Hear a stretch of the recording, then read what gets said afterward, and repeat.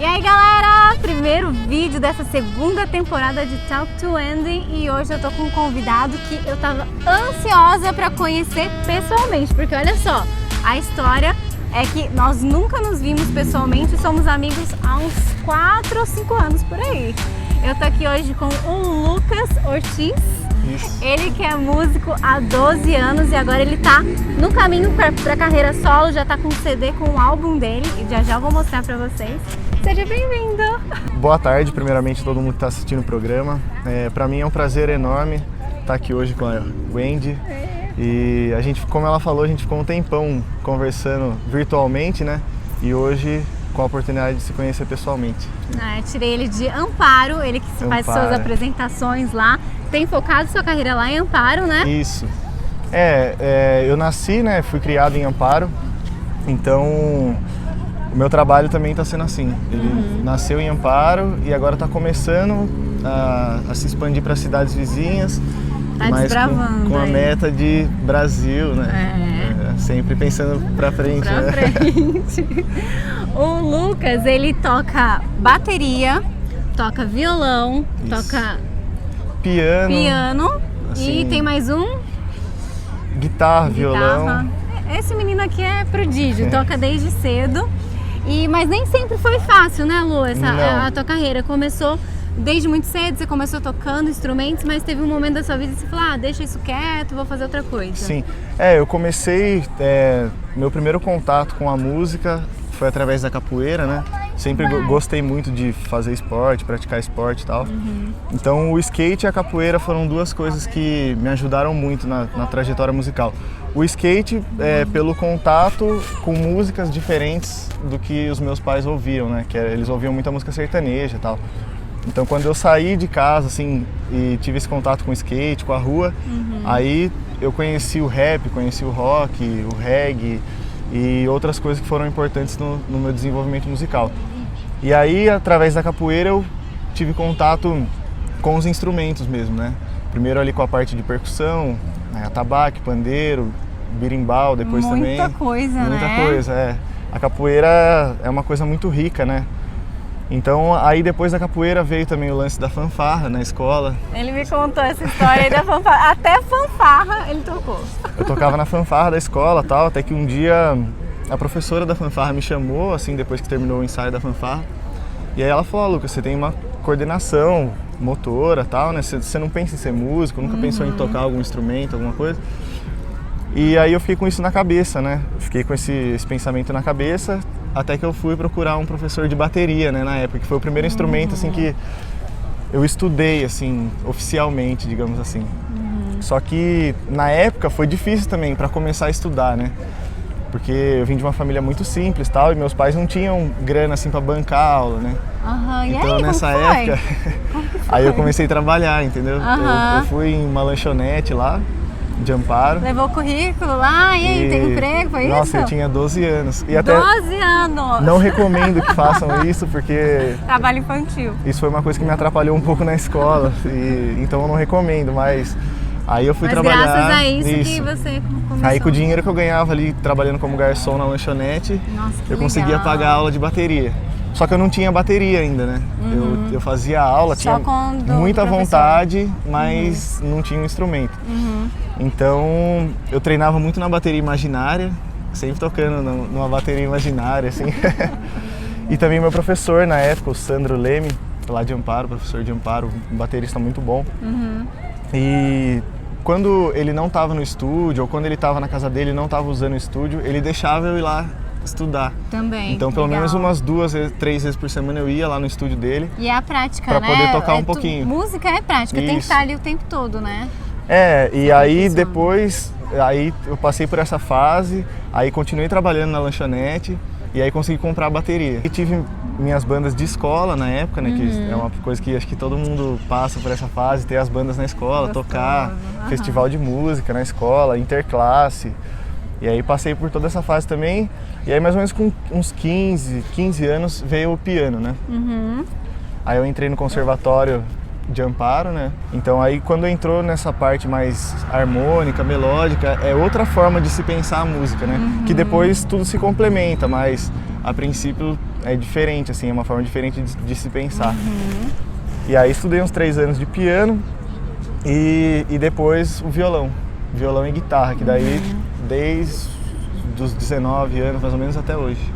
Mas eu soube que nesse período que você, com 19 anos, você foi pra faculdade e aí o Lucas começou a fazer engenharia civil, que é uma super oposto da área de música, nada a ver, né? E aí durante a faculdade você deixou de lado as coisas sobre música.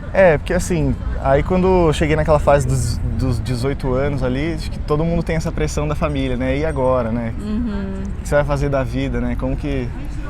Quem que não passa por isso, né? Inclusive então, eu mesma passei por isso também. Eu acho que é uma coisa que todo mundo passa, assim, porque às vezes você tem um sonho, uma coisa que pulsa muito forte, assim, né? Dentro da pessoa, dentro de mim, de você e tal. E no teu caso foi desde muito cedo mesmo, desde né? muito novo. Desde muito cedo, contato já com a capoeira, isso. com música. E a arte em geral, né? Sempre gostei muito de ler também, de filmes, sempre gostei, assim, dessa parte artística, né?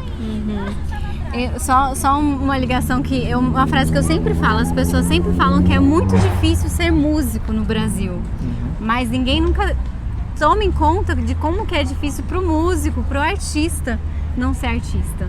Verdade. Então, é uma coisa que, assim, é impossível você tirar de dentro, entendeu? É uma coisa. Você pode até mascarar um pouco, assim, às vezes por um tempo, ou às vezes pra vida inteira. Você consegue passar a vida inteira mascarando esse lado, assim, mas tirar de dentro, assim, é impossível. E aí nessa fase eu entrei na faculdade, meus pais queriam muito que eu fizesse faculdade e tal. Aí lá vai Lucas lá pra faculdade, todo dia bonitinho, todo dia. Sem DP, pegando sem só DP, nota boa. foi legal, assim. Focado até que... Só que aí é focado por fora, mas por dentro aquela dúvida, né? O que eu faço? O que eu tô fazendo com a minha vida, né? Será que tá valendo a pena isso? Será que eu tô me vendendo meu sonho pra tentar, sei lá, viver a expectativa de outras pessoas? Quem que não passa por isso? Se você passou por isso aí, ó, comenta aqui com a gente quer saber um pouco da sua história também. Até que um dia eu tava conversando com um sogro do meu primo, que é um empresário no ramo da engenharia civil, né, da construção civil, e ele falou que para a sociedade, para a família dele, ele era uma pessoa muito bem-sucedida. Só que ele não sentia isso, ele não se via assim, porque ele sempre fez tudo que o pessoal falou para ele fazer, mas nem sempre ele fez as coisas que ele quis fazer, entendeu? E ele olhava para a vida dele, ele se via bem-sucedido financeiramente, socialmente e tal, mas ele sentia que faltava alguma coisa. E o tempo é uma coisa que não volta, né? Não volta, nunca mais. E aí depois dessa conversa, depois desse start, foi assim, coisa de uma semana eu fui na faculdade e primeiro eu tranquei minha matrícula, aí depois eu falei, mãe, pai, preciso conversar com vocês e tal. Ai, meu Deus. E aí, porque era uma coisa que eles queriam muito, assim, né, que eu fizesse, que eu tivesse uma formação acadêmica, assim, né.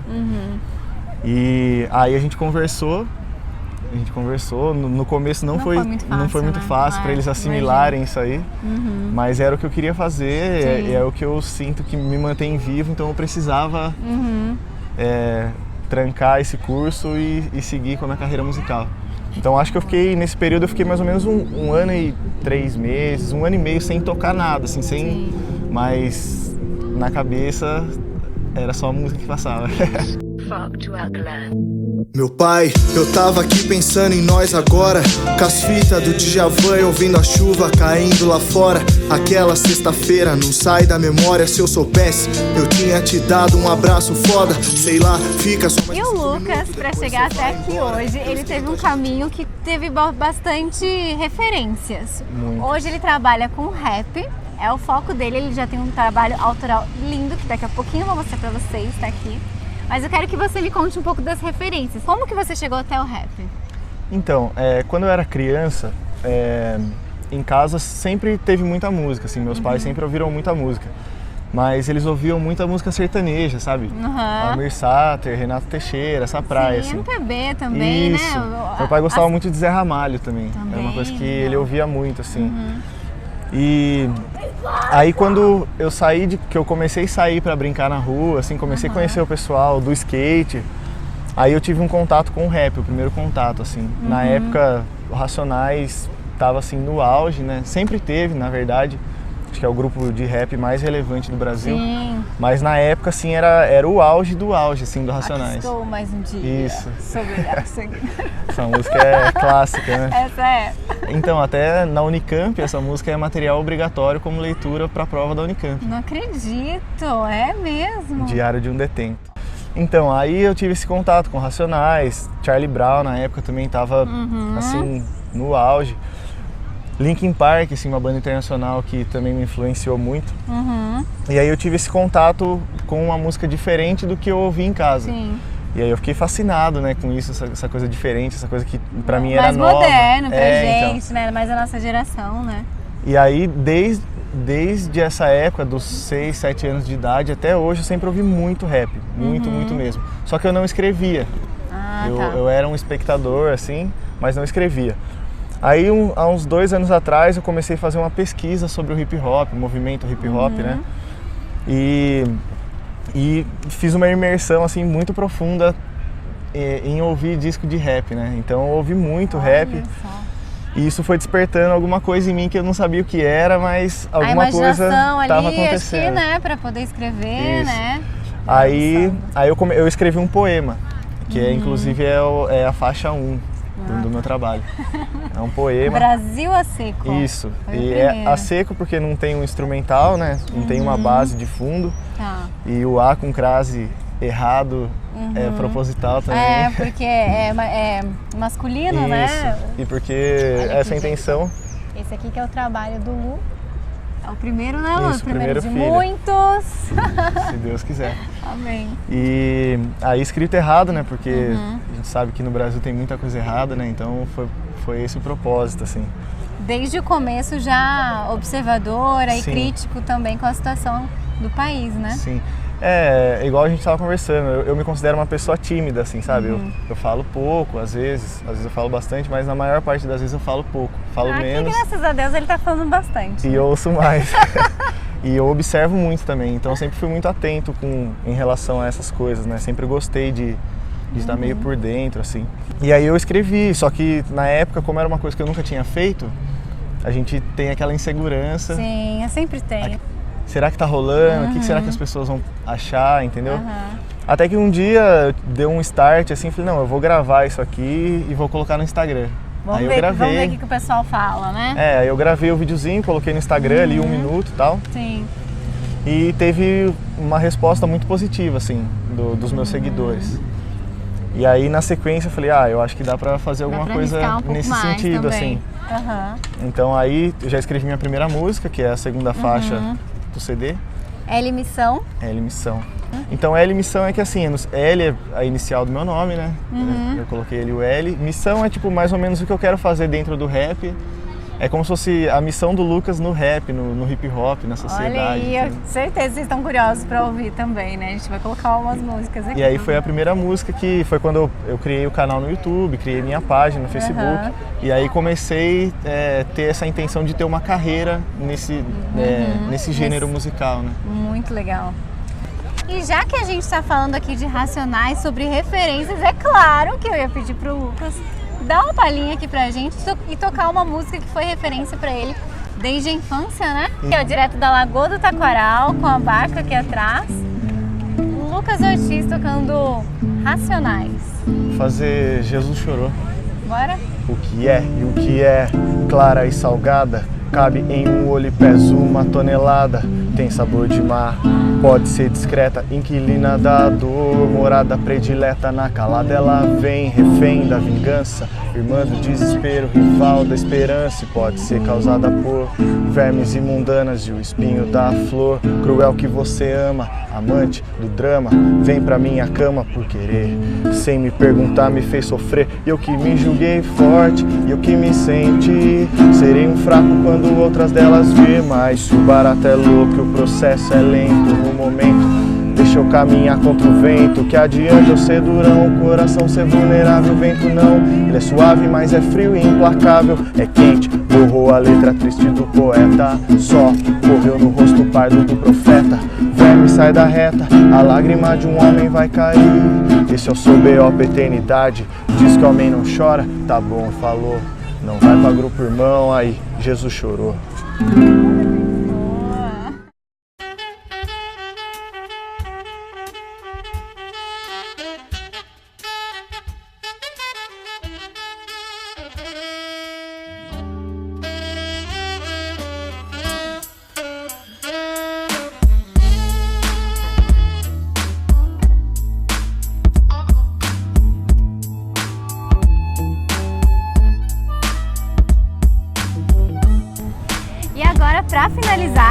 pedir pro Lu recitar a Brasil a Seco, que foi a primeira criação, primeira composição dele. Bora lá?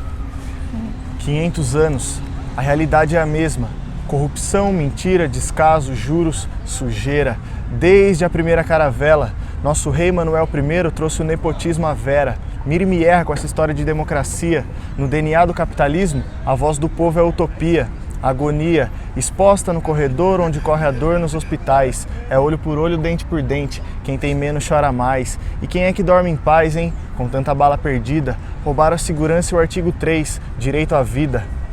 Enquanto isso, no Congresso, é só regresso, dólar impresso, lava-jato, sanguessuga, impunidade e retrocesso. Cê é louco. Ainda nem falei na formação de quadrilha, mas o artigo 288 é especialidade em Brasília. Muito legal, Lu. Obrigado. Muito bacana. Obrigadão. Eu desejo aí muito sucesso na tua carreira. Quero te entrevistar Obrigado. muitas vezes Sempre ainda. que a gente tiver com material novo, Por favor. com certeza. Então é isso, galera. Ó, quem quiser seguir o Lucas nas redes sociais para acompanhar o trabalho dele, qual que é? Facebook e Instagram é @LucasOrtizOficial e o canal no YouTube é youtube.com/LucasOrtiz. Aí se inscreve no canal, ativa o sininho.